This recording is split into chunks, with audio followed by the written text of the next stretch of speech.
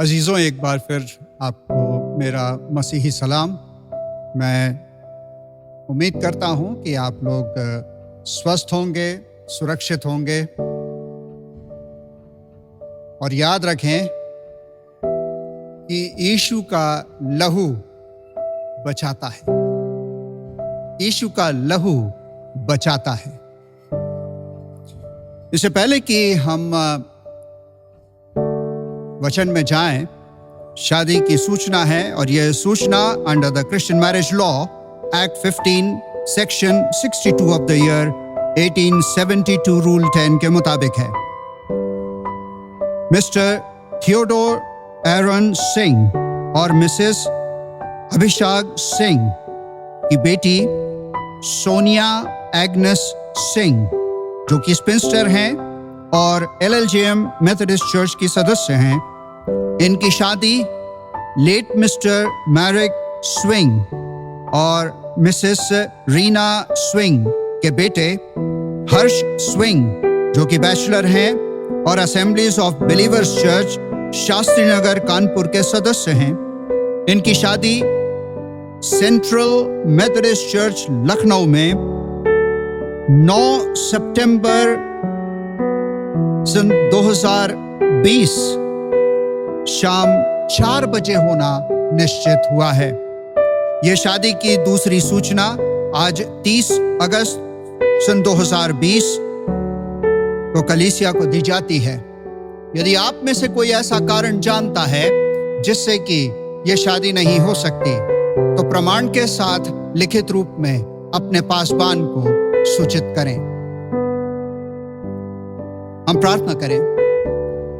एक बार फिर प्यारे प्रभु, तू अपने बंदे को अपनी सलीब के पीछे कर और होने दे कि इस समय तू ही हमारे बीच में ऊंचा किया जाए कि हम में से हर एक को अपने कदमों के पास खींच ले। तू हमसे बोल, हमसे बातें कर और होने दे कि तेरी मीठी और धीमी आवाज हमारे कानों में गूंजे और तेरा पैगाम हमारे दिलों को छुए। आमीन। पिछले इतवार हम देख रहे थे कि किस तरह से परमेश्वर इस्राएल में, जो कि एक जैतून के पेड़ का प्रतीक है या जैतून का पेड़ इस्राएल का प्रतीक है, उसमें जंगली जैतून को सांटता है, ग्राफ्ट करता है। और मैंने बताया था कि आमतौर से जंगली गुलाब में अच्छे गुलाब सांटे जाते हैं, ग्राफ्ट किए जाते हैं ताकि वो बड़े फूल दें। पर परमेश्वर इससे बिल्कुल विपरीत करता है। वो अच्छे जैतून में, जो कि इस्राएल का प्रतीक है, उसमें जंगली जैतून को, जो कि अन्य जातियों से यीशु मसीह पर विश्वास करके आए, उनको वो सांटता है, ग्राफ्ट करता है ताकि वो फल लाएं। और हमने देखा था कि जो जड़ है, जिससे सब नरिशमेंट पहुंचता है, जिससे सारा रस पहुंचता है डालियों और पत्तियों तक, फूल और फल तक, वो यीशु मसीह है। तो मतलब ये है कि यीशु मसीह पर विश्वास करने के द्वारा यीशु इस्राएलियों को भी और अन्य जातियों को भी अपने में मिलाता है ताकि वो दोनों और फल लाएं। आज मैं आपका ध्यान इफिसियों की पत्री उसका दूसरा अध्याय 11 से 22 पद पर ले जाना चाहता हूं। यीशु मसीह ने हमें इस्राएल के साथ सांट दिया या ग्राफ्ट कर दिया ताकि जो आशीषें इस्राएल को मिलती हैं, जो आशीषें यहूदियों को मिलती हैं, उन यहूदियों को जिन्होंने यीशु मसीह पर विश्वास किया है, उनको मिलती हैं, तो वो आशीषें हमें भी मिल सकें, या जो अन्य जातियों से उस जैतून के पेड़ में साटे गए उनको मिल सके। क्यों? क्योंकि जड़ एक ही है, जिससे रस पहुंचता है वो दोनों को पहुंचता है। कंडीशन है यीशु मसीह पर विश्वास करना। यहां पर 11वें पद में हम पढ़ते हैं, इस कारण स्मरण करो कि तुम जो शारीरिक रीति से अन्य जाति हो और जो लोग शरीर में हाथ के किए हुए खतना से खतना वाले कहलाते हैं, वे तुमको खतना रहित कहते हैं। अब यहां पर अब देखते हैं कि पौलुस इफिसियों की कलीसिया को या इफिसियों के में जो रहने वाले क्रिश्चियंस थे उनको संबोधित करता है। अब उसमें यहूदी भी थे और गैर यहूदी भी थे। अब इस कलीसिया में जो यहूदी थे वो गैर यहूदी जो कलीसिया में मिलाए गए थे उनको पसंद नहीं करते थे, उनसे घृणा करते थे। और पौलुस यहां पर 11वें पद में कहता है, इस कारण स्मरण करो। यू हैव टू रिमेंबर, इस कारण तुम स्मरण करो। किस कारण? अब वो ये बताता है कि ये गैर यहूदी जो यीशु मसीह पर विश्वास करने के द्वारा मिलाए गए, उनकी स्थिति क्या थी? उनके पास कोई आशा नहीं थी। यीशु मसीह में आने से पहले कोई आशा नहीं थी, कोई मसीहा नहीं था जो उनको बचाए, कोई आशीषें नहीं थी जो इस्राएलियों के लिए थी। वो एक तरह से एलियंस थे और परमेश्वर की वाचा से अनभिज्ञ थे। वो इस दुनिया के थे बिना परमेश्वर के। यहूदी जो यीशु मसीह पर विश्वास करके आए थे, कलीसिया में मिलाए गए थे, ये यहूदी ये सोचते थे कि वो बहुत अच्छे हैं। क्यों? क्योंकि वो परमेश्वर की चुनी हुई कौम है। यहूदियों को परमेश्वर ने बनाया, बसाया, वो परमेश्वर के हैं। तो वो अपने आप को थोड़ा सुपीरियर समझते थे कि ये जो अन्य जातियों से यीशु मसीह पर विश्वास करके आए हैं, ये सब बेकार है, ये सब ऐसे ही हैं। हम अच्छे हैं, परमेश्वर ने हमें बहुत आशीषें दी, तो हम इन लोगों से अच्छे हैं। और यहां पर जैसा कि हम पढ़ते हैं कि वो ये कहते थे कि हम जो खतना वाले हैं वो इन खतना रहित लोगों से बहुत अच्छे हैं। सोचते थे कि वो, क्योंकि खतना परमेश्वर के द्वारा स्थापित किया गया, वो सोचते थे कि परमेश्वर से उनका डायरेक्ट संबंध है, परमेश्वर की वाचा के अधीन है। मेरे अजीजों, तो ये सोचते थे कि वो दूसरों से बहुत अच्छे हैं, यही एक रुकावट का कारण था। अपने आप को दूसरों से अच्छा समझना वो रुकावट का कारण था। और वो ये सोचते थे कि ये अन्य जाति जो है, ये जो मसीह में आए हैं, ये लोग तो नरक की आग जलाने के कारण काम के हैं। बस स्वर्ग तो वो यहूदी जाएंगे, वो ऐसा मानते थे। इसीलिए यहूदी गैर यहूदियों में शादी नहीं करते, और जो करता उसे वो मार डालते। या फिर उससे कोई संबंध नहीं रखते थे। जैसे सामरियों के बारे में हम पढ़ते हैं, वो सामरी स्त्री जो यीशु मसीह को कुएं पर मिली, ये वे लोग थे जो यहूदी और गैर यहूदी के मेल से पैदा हुए थे, ये सामरी लोग, और इसलिए यहूदी इनको पसंद नहीं करते थे और इनसे कोई संबंध नहीं रखते थे। एक यहूदी अगर गैर यहूदी के घर चला जाता था तो वो अपने आप को अशुद्ध मानते थे और फिर वो शुद्ध होने की वो रीति अपनाते थे। मेरे अजीजों, इस्राएल या ये यहूदी, इन्होंने जब जब परमेश्वर की बात मानी, उसकी आज्ञा का पालन किया, उसके साथ बने रहे, तो ये इनको आशीषें मिली। पर जब ये परमेश्वर से दूर हुए, इनको बहुत तकलीफें सहनी पड़ी, इनको दंड मिला, तकलीफें इन्होंने उठाई। और पौलुस यहां पर बिल्कुल साफ करता है अपनी बात कि वो एक यहूदी गैर यहूदियों के बीच भेजा गया है ताकि उनको भी यीशु मसीह पर विश्वास करने के बिंदु तक लेकर आए, ताकि वो गैर यहूदी भी यीशु मसीह पर विश्वास करें, पापों की क्षमा पाएं।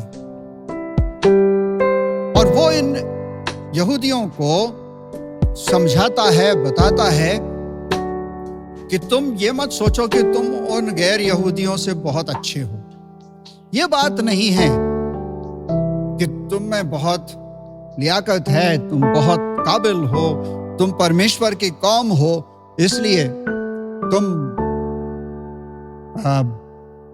बहुत अच्छे हो, इन गैर यहूदियों से बहुत अच्छे हो।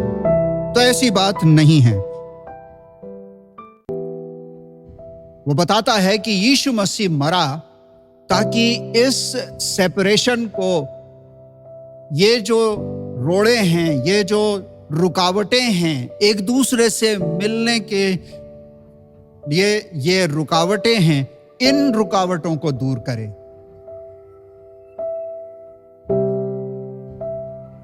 मेरे अजीजों, यीशु इसीलिए मरा और जी उठा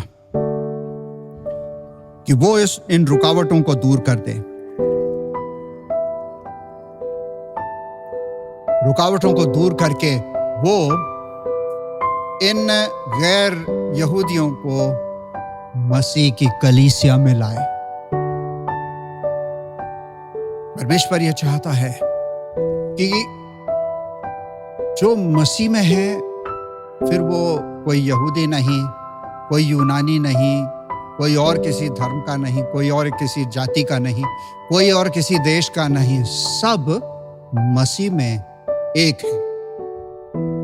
तो वो कौन से रोड़े हैं या कौन सी रुकावटें हैं जिन्हें हमें दूर करना है, और इससे हम क्या सीखते हैं?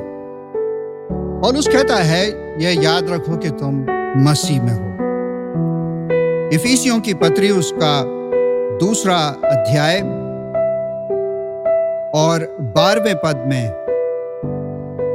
वो कहता है, तुम लोग उस समय मसीह से अलग और इस्राएल की प्रजा के पद से अलग किए हुए और प्रतिज्ञा की वाचाओं के भागी न थे, और आशाहीन और जगत में ईश्वर रहित थे। पौलुस ये बताता है कि तुम, एक समय था जब मसीह से अलग थे, आशा रहित थे, ईश्वर रहित थे।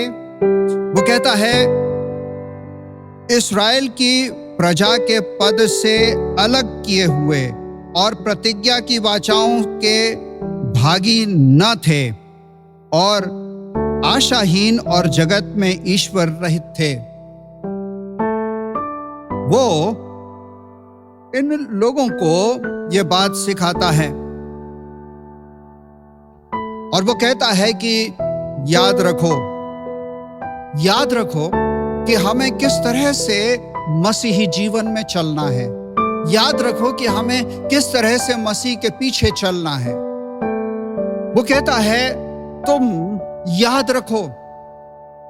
दूसरा कुरिन्थियों उसका 5वां अध्याय 17वीं आयत, वो कहता है सो यदि कोई मसीह में है तो वो नई सृष्टि है, पुरानी बातें बीत गईं, देखो वे सब नई हो गईं।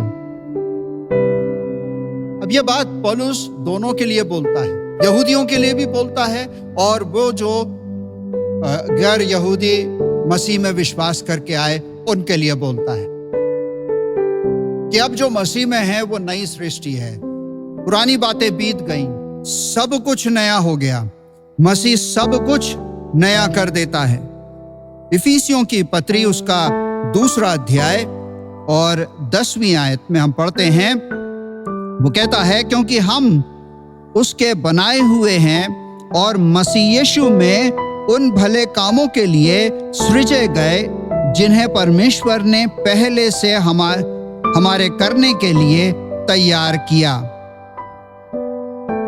वो कहता है क्योंकि हम उसके बनाए हुए हैं, हम सबको परमेश्वर ने बनाया है, हम उसके बनाए हुए हैं और मसीह यीशु में उन भले कामों के लिए सृजे गए जिन्हें परमेश्वर ने पहले हमारे करने के लिए तैयार किया है। मतलब यह है कि जब हमने यीशु मसीह को ग्रहण कर लिया, हम यीशु मसीह में आ गए, तो फिर हमें वो काम करना है जो परमेश्वर ने निर्धारित किए हैं, वो अच्छे काम जो हमें परमेश्वर ने करने के लिए कहा है।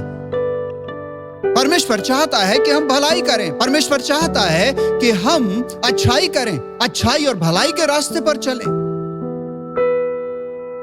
और इसलिए वो कहता है कि उन भले कामों के लिए सृजे गए जिन्हें परमेश्वर ने पहले से हमारे करने के लिए तैयार किया है।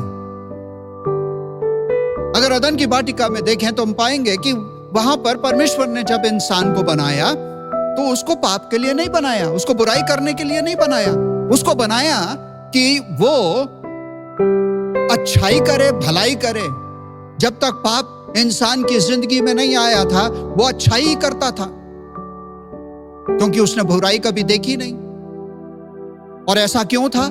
क्योंकि परमेश्वर जिसका चरित्र, जिसका स्वभाव अच्छा करना है, परमेश्वर कभी बुरा नहीं करता, वो कभी किसी के लिए बुरा नहीं करता।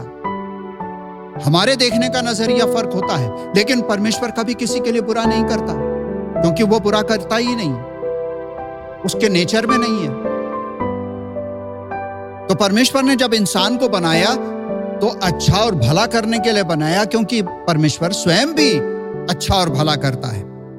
पहला पतरस 2 अध्याय और 9वीं आयत हम पढ़ते हैं, पर तुम एक चुना हुआ वंश और एक राजपदधारी याजकों का समाज और पवित्र लोग और परमेश्वर की निज प्रजा हो, इसलिए कि जिसने तुम्हें अंधकार में से अपनी अद्भुत ज्योति में बुलाया है उसके गुण प्रकट करो। वो कहता है तुम एक चुना हुआ वंश, राजपदधारी याजकों का समाज हो, परमेश्वर की निज प्रजा हो। क्यों? क्योंकि तुमको यीशु मसीह ने अपने खून से खरीदा है, उसने तुम्हारे लिए अपना खून बहाया है, वो तुम्हारे बदले में मरा है। और वो कहता है इसलिए कि जिसने तुम्हें अंधकार में से अपनी अद्भुत ज्योति में बुलाया है उसके गुण प्रकट करो। मतलब यह है कि परमेश्वर भलाई करता है और बुराई नहीं करता। तुम भी भलाई करो, बुराई मत करो, पाप के रास्ते पे मत चलो, अच्छाई करो। यह परमेश्वर का गुण है जो वो चाहता है कि हम जो उसके मानने वाले हैं, उस यीशु मसीह पर विश्वास करने वाले हैं, जिन्होंने यीशु मसीह पर विश्वास किया है, जिन्होंने पापों की क्षमा पाई है, वो परमेश्वर के इन गुणों को प्रकट करें। परमेश्वर का बड़ा गुण है प्रेम। परमेश्वर कहता है मैं प्रेम हूं, वो प्रेम है। प्रेम परमेश्वर नहीं है, वो ये संसार सिखाता है। Love is God. बाइबल सिखाती है गॉड इज लव। परमेश्वर प्रेम है। कभी किसी ने कहा ऐसा? परमेश्वर को छोड़ किसी ने और कहा कि वो प्रेम है? परमेश्वर चाहता है कि हम यीशु मसीह के द्वारा पापों की क्षमा पाएं और परमेश्वर के गुणों को प्रकट करें। रोमियो की पत्री उसका 8वां अध्याय पहली आयत हम पढ़ते हैं। सो अब जो मसीह यीशु में हैं उन पर दंड की आज्ञा नहीं, क्योंकि वे शरीर के अनुसार नहीं वरन आत्मा के अनुसार चलते हैं।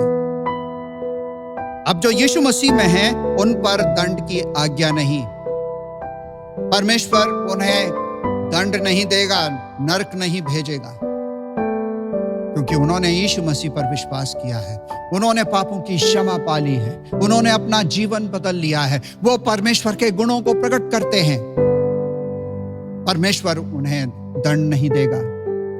और वो कहता है क्योंकि वे शरीर के अनुसार नहीं वरन आत्मा के अनुसार चलते हैं। शरीर के अनुसार नहीं चलते पर आत्मा के अनुसार चलते हैं। परमेश्वर के गुण प्रकट करना और परमेश्वर के अनुसार चलना।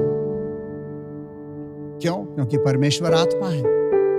लिखा है परमेश्वर आत्मा है और अवश्य है कि उसके भजन करने वाले आत्मा और सच्चाई से भजन करें। तो जब परमेश्वर आत्मा है, वो चाहता है कि हम भी आत्मिक बातों पर मन लगाएं। परमेश्वर ये चाहता है क्योंकि वो उसका नेचर है और वो चाहता है कि वो स्वभाव हम में भी आए ताकि हम भी आत्मिक बातों पर मन लगाएं। कुछ समय पहले मैंने इस बात को कहा था कि परमेश्वर ये चाहता है कि हम आत्मिक बातों पर मन लगाएं। आत्मिक बातों पर मन लगाना जीवन है। शरीर पर मन लगाना मौत। तो हमें क्या याद रखना चाहिए?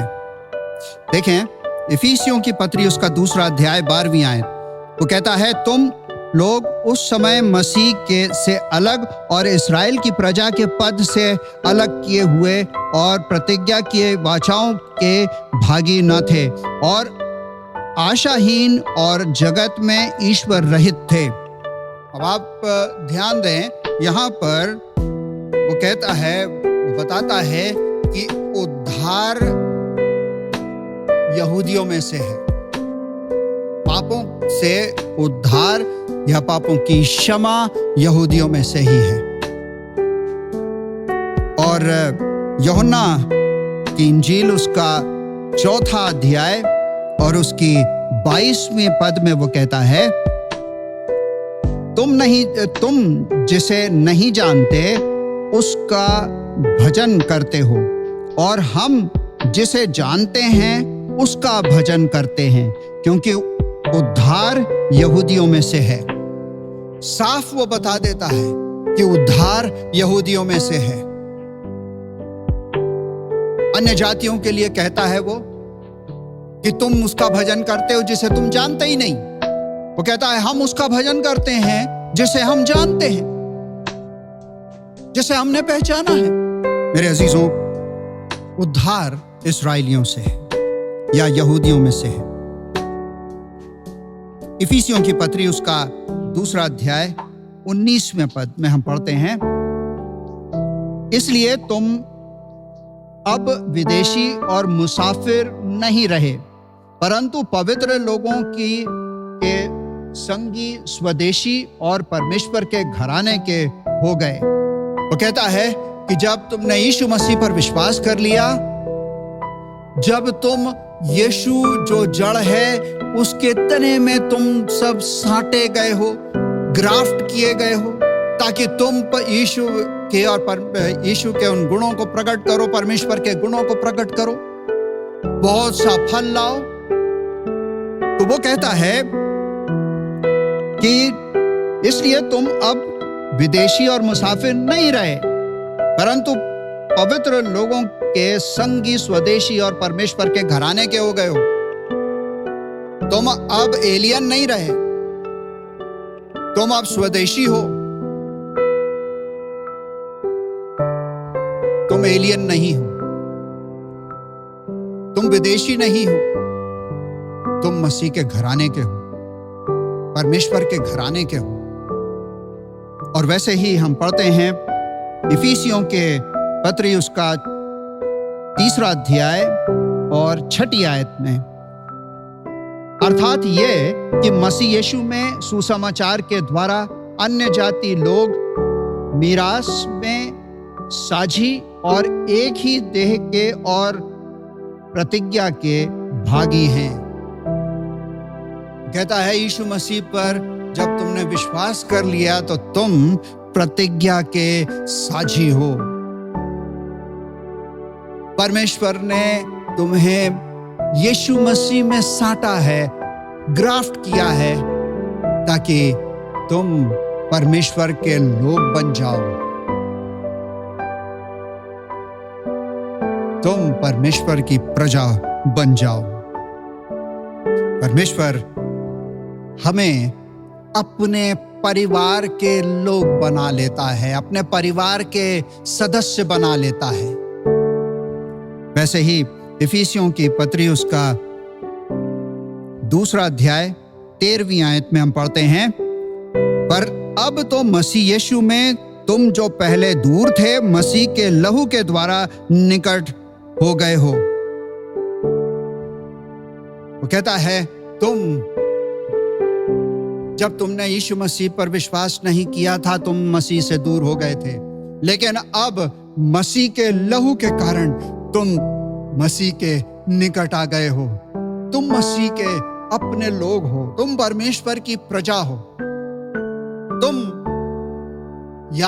तुम राजपदधारी याजकों का समाज हो।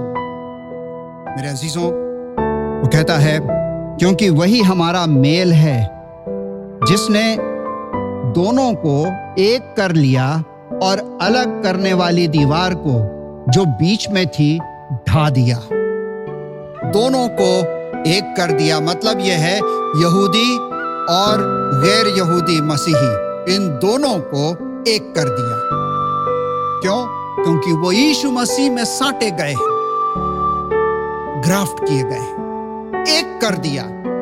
फिर वो अलग अलग नहीं है, ताकि वो अच्छे फल लाएं, एक सा फल लाएं, अलग अलग नहीं। मेरे अजीजों, परमेश्वर यह चाहता है कि हम उसके लिए फल लाएं। परमेश्वर चाहता है कि हम अपनी नियति को पहचान लें, जान लें कि हम परमेश्वर के घराने के लोग हैं। जिन्होंने यीशु मसीह पर विश्वास किया है, पापों की क्षमा पाई, परमेश्वर के घराने के लोग हैं। इफिसियों की पत्री उसका 2 अध्याय और 18वीं आयत, वो कहता है क्योंकि उस ही के द्वारा हम दोनों को एक आत्मा में पिता के पास पहुंच होती है, क्योंकि उसी के द्वारा हम दोनों की एक आत्मा में पिता के पास पहुंच होती है। वो एक आत्मा क्या है जिसके द्वारा हम पिता के पास पहुंचते हैं? और वह है पवित्र आत्मा। पवित्र आत्मा के जरिए से हम पिता के पास तक आते हैं। वो कहता है कि पवित्र आत्मा का अपना एक रोल है। वो सामर्थ्य देता है कि हम परमेश्वर के आज्ञा का पालन करें। वो सामर्थ्य देता है कि हम बुराई के रास्ते पर ना चलें। वो सामर्थ्य देता है कि हम बुराई को अपने अंदर से दूर कर दें। तो अब हम एलियन नहीं हैं, हम परमेश्वर के घराने के बाहर नहीं हैं, हम परमेश्वर के अपने लोग हैं, परमेश्वर के घराने के हैं। और परमेश्वर मसीह के द्वारा हमें अपने में मिलाता है, जोड़ लेता है। मेरे अजीजों, एक समय था जब हम यीशु मसीह के पास नहीं आए थे। उस समय कोई आशा हमें नहीं थी, कोई हमें बचाने वाला नहीं था। हम परमेश्वर से दूर थे, यीशु से दूर थे, उसको जानते नहीं थे। और जब हमने यीशु मसीह को अपना उद्धारकर्ता ग्रहण किया, पापों की क्षमा पाई, जब हमने अपना जीवन बदला, परमेश्वर ने हमें यीशु मसीह के द्वारा अपने घराने में जोड़ लिया। परमेश्वर अपने घराने में हमें जोड़ लेता है। हम परमेश्वर के घराने के लोग हैं, हम परमेश्वर के लोग हैं। और परमेश्वर चाहता है कि हम उसके गुणों को जब तक हम जीवित हैं लोगों में प्रकट करते रहें। क्या आप वो काम करेंगे? क्या हम सब वो काम करेंगे ताकि ये दुनिया ये जान सके कि हम मसीह के लोग हैं, हम परमेश्वर के लोग हैं। हम इस दुनिया में तो हैं पर इस दुनिया के हैं नहीं। हमारी नियति कहीं और है, हमारा स्थान कहीं और है, हमारा घर कहीं और है, और वो है स्वर्ग। क्या आप इस बात को मानेंगे? हम प्रार्थना करें। हम धन्यवाद देते हैं प्यारे प्रभु तेरे वचन के लिए। धन्यवाद देते हैं कि तू अपनी आत्मा के सामर्थ्य में हमसे बात करता है और वो सामर्थ हमें देता है ताकि हम तेरे वचनों की गहराइयों को समझ सकें। हम धन्यवाद देते हैं प्यारे प्रभु कि तूने हम जो अन्य जातियों से यीशु मसीह पर विश्वास करके आए हैं, हमको तूने अपने परिवार में मिलाया है। परमेश्वर ने अपनी संतान बनाया है। हम तेरा शुक्र करते हैं इस बड़े प्रिविलेज के लिए और विनती करते हैं प्यारे प्रभु कि अपनी आत्मा की सामर्थ्य दे ताकि हम परमेश्वर तेरे मार्ग पर चलते रहें, तेरी महिमा करते रहें, यीशु मसीह के डील डॉल तक पहुंच सके, तेरा स्वभाव हम में प्रकट हो। तो हमारी सहायता कर। जितने भी इस समय प्यारे प्रभु कोरोना वायरस से पीड़ित हैं, विनती करते हैं कि तू उन्हें छू और चंगाई दे, उनका निगहबान, उनके लिए उपाय कर।